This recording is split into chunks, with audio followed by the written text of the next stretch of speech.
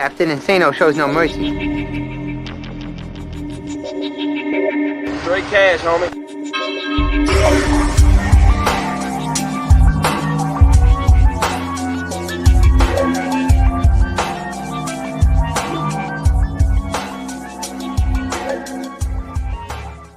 Hold on to your butts.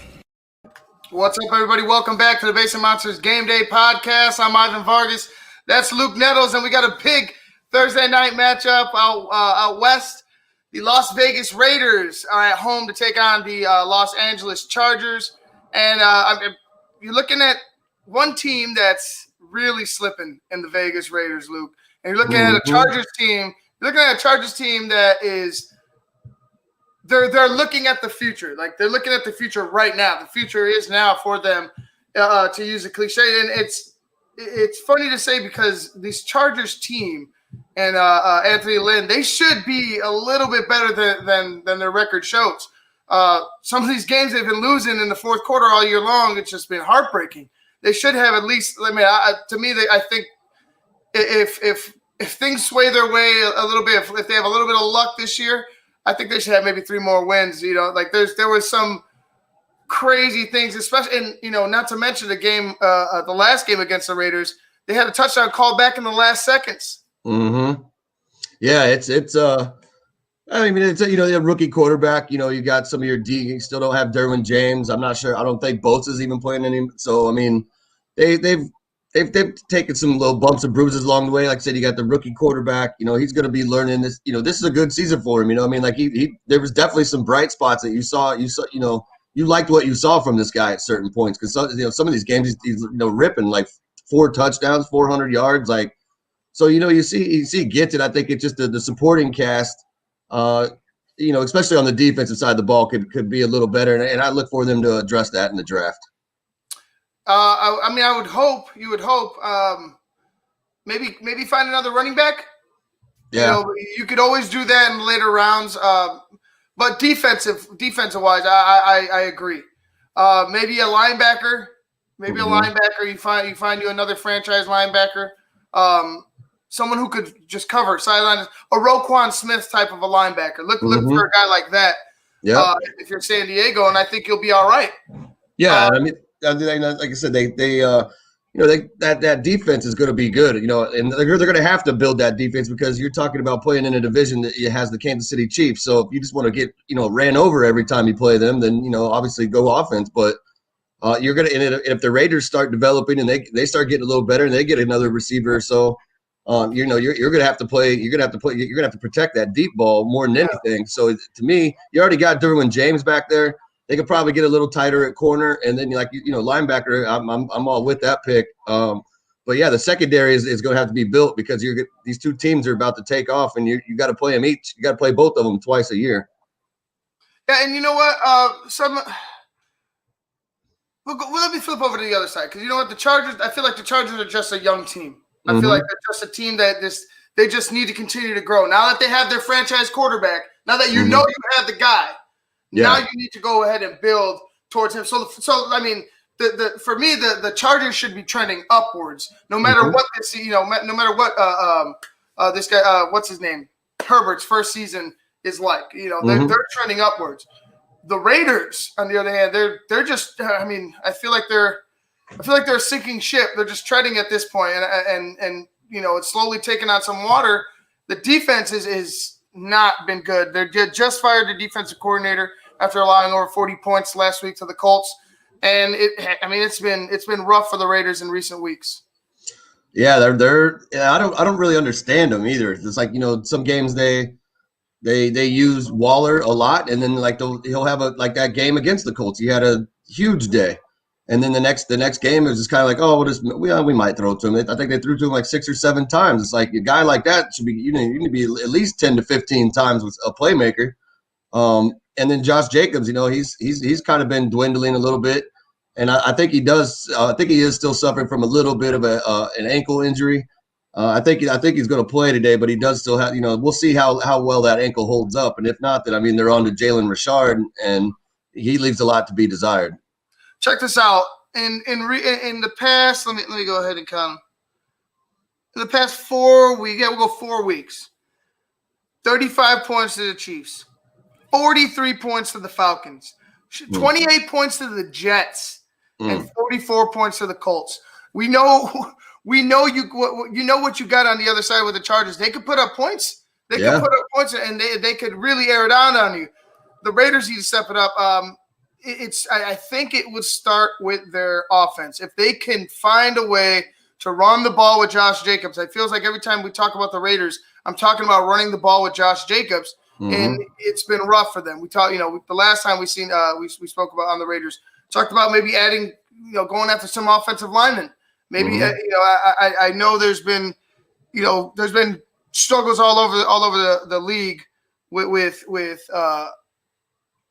like getting guys together. You had the COVID people on the COVID list. You had guys with injuries.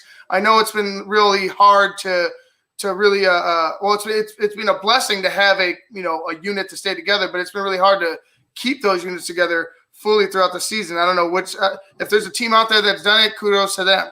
But right now, you're looking at an offensive line that can't move the football for the running back, or can't move the can't move the defensive line for the running back. Can't make a hole.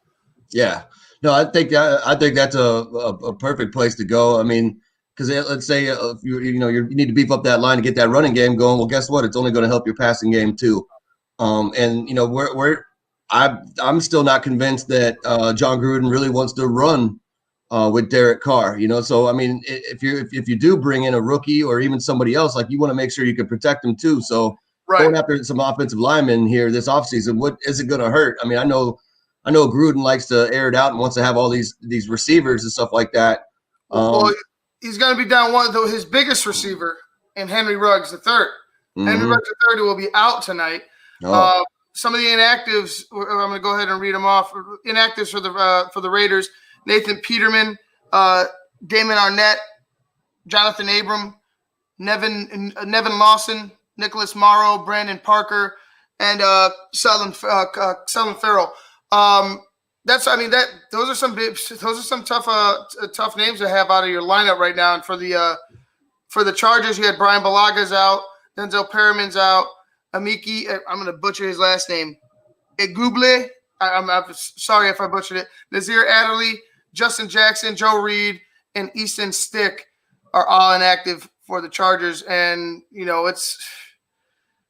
I'll tell you this, as bad as the Chargers record, it doesn't reflect, I feel like it doesn't give that to the team justice. You're at 4-9, but your offense is ranked number 8. Your defense is ranked number 9. I hate to say it because I kind of like Anthony Lynn, but has it been the coaching? has it been the decision at the top that has cost these guys some games in this season? And I mean, all signs point to yes, because you can't tote a top 10 offense and defense and only have 4 wins. To me, it doesn't make sense. Yeah, no, and I think I think some of those are just they don't have the playmaker in the back of that defense. Derwin James is gone. I feel like with Derwin James back there, he's a sideline to sideline ball hawk guy. He's a playmaker. He'll run it back on you, no problem. But I feel like that once he comes back, offenses, if they really want to, they should be able to shut down a side of the field with him on the field, just because of his playmaking ability. I don't know that it is coaching. I think, it's just sometimes you're just caught out of position, and it's just like that one pass that got by you, and you played them tight, like you said. They've lost games by a short amount of points, so it's like somebody gets by or maybe gets a tip or whatever it is. But and it's always in the fourth quarter. It's always in the later stages of the game that they end up blowing the game, and usually in those later stages, I mean, I know players have to make plays, but the crunch time is where coaches have to coach. You have to be able to manage your team in those situations. And I mean, some of the losses, like you can't fault them for the Raiders loss the last time. They had it with final possession with the opportunity to win the game, and it was just out of bounds. The catch was made, but it was made out of bounds. So that's the NFL. That's football. That's how it goes sometimes. But you have an opportunity right now against a ailing Raiders team to go ahead and really, get your 5th win of the year for the Los Angeles Chargers, but really go ahead and take your first steps towards what identity you're going to want going into next year and into the future, because you have your guy in Justin Herbert. Like, there's no doubt about it. Justin Herbert's the man. And if it wasn't for Joe Burrow, sadly getting injured, I think we'd be watching a 2-horse race for Rookie of the Year. Because, I mean, the things that Herbert's done, and it was unfortunate for Tyrod, right. The medical injury. Mm-hmm. It's really sad, because it was just it shouldn't have been. I don't know how it happened to him. It's a shitty way to end your season. But the Chargers have found their guy. Like, that is no doubt. So for me, I think this is. I'm gonna go ahead and give you my prediction, and then I'm gonna let you go ahead. I think this is gonna be a Chargers rout. I really do. I think the Raiders are in big trouble. I think that their defense is really retreating. It's going to be rough for them tonight. I think their offense can keep them in it, but part of me feels like their offense they're not going to be able to run the ball enough to allow the receivers, especially without Ruggs, the ability to run free and get open. And you're going to see a lot more scoring from the San Diego offense as opposed to the Raiders offense, or excuse me, San Diego LA Chargers offense as opposed to the Las Vegas Raiders offense. So I'm going to go with the Chargers 33, Raiders 20. Wow. Okay. Yeah, I'll go. I feel like the Raiders are going to get this one. And I think today is going to be another one of those games, just with the simple fact that Ruggs is out. I think you're going to see a lot of Darren Waller, in all short passes, deep passes running across the field. Like, they're going to have to use they're going to have to ride him pretty much. And like I said, if Jacob's ankle goes too, then it's probably going to lean more towards your pick right there. But I'm gonna go with the Raiders on this one. Keenan Allen is also nursing a hamstring, so we'll see if he can play the whole game. So I'm gonna go with the Raiders, and I'm gonna say that Josh Jacobs stays in the whole game and just pummels them. I'm gonna look for him to be over 100 yards, and I'm gonna put the Raiders at 27 and the Chargers at 19. All right, 27-19. I mean, I don't like the Raiders right now. I don't like where they're going right now. Yeah, you see flashes. It's just how you see it, the season unraveling for them. I don't like it. I could be wrong. I mean, I could very well be wrong, but the way that they have fallen off. I mean, you saw them early in the season. You're like, man, the Raiders, they're looking good, and then all of a sudden, woo, just fell off a cliff. So. I mean, I have questions, but you very well might be right. You very well might be right. Both teams have question marks, and both teams have they've really left it up in the air where their direction is going. You know what I'm saying? Well, to be honest, the Chargers on offense, I know where they're going. The Raiders, for that matter, they're kind of like, all right, are we a passing team? Are we a running team? What do you want to be? Who do you want to be? What's your identity? Mm-hmm. I think you need to establish that run as your identity. I really think you do. Maybe they're just waiting for Derek Carr to get out of town. You know what I'm saying? Yeah, maybe that's it. Yeah, because I don't get the feeling. I know he's come out and said that no, I'm going to go with Derek, but there has been talk around the league, and I've read a lot of things about how he's not really sold on Derek Carr, and he wasn't when he took the job, but he's like he gave him that extra season because he had that season where he broke his leg. And they would have been in the playoffs with had he not broke his leg probably. So I think this is just like another kind of like tryout, and I wouldn't be surprised if they don't pick up a quarterback here in this draft, just to kind of just go and say, hey, let's throw some competition in there and see who's going to shake out at the end. And if Derek doesn't end up being your guy, then maybe they cut him loose and we'll see where he goes, because there's plenty of teams that need quarterback help, that's for sure. But yeah, I think this game's going to be a tight end game. I think Hunter Henry and Darren Waller are both going to have good games. Yeah, I think you're right. Darren Waller, that's that dude, man. That's that dude. I just don't understand. It's like sometimes like that Colts game, they threw to him a ton. He had like 200 yards or something. And then, they just straight the away next game is like 7. And then the next game, they only threw to him 7 times. It's like, what are you guys doing?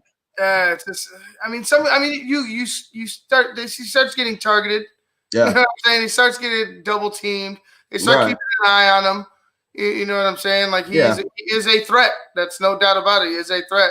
But I hope we see a good game. But all right, guys, we're gonna go ahead and get out of here until halftime. This has been the Basement Monsters Game Day Podcast. I'm Ivan Vargas. That's Luke Nettles. We will see you at the half.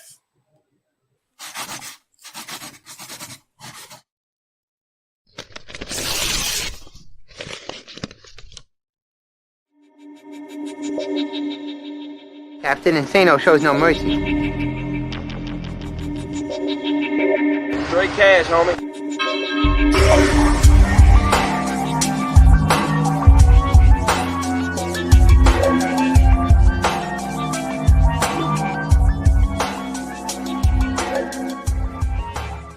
Hold on to your butts.